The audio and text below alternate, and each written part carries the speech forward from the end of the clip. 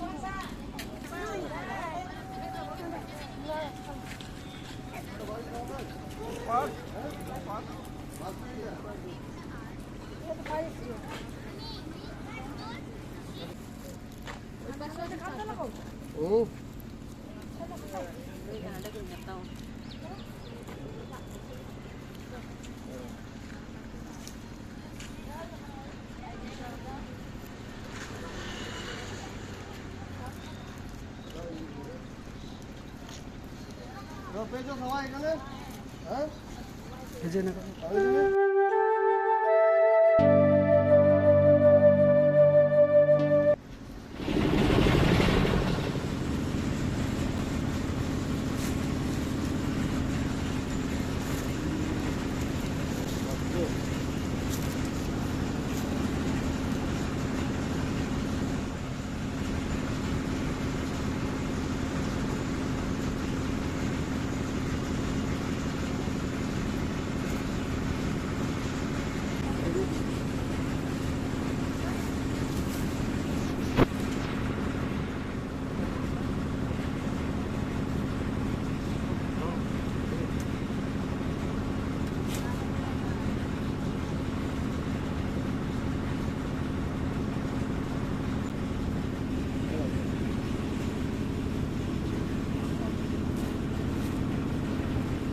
বেঁচে আছে, আমরা খেয়ে নিই।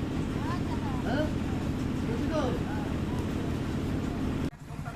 এক সপ্তাহ চলবে।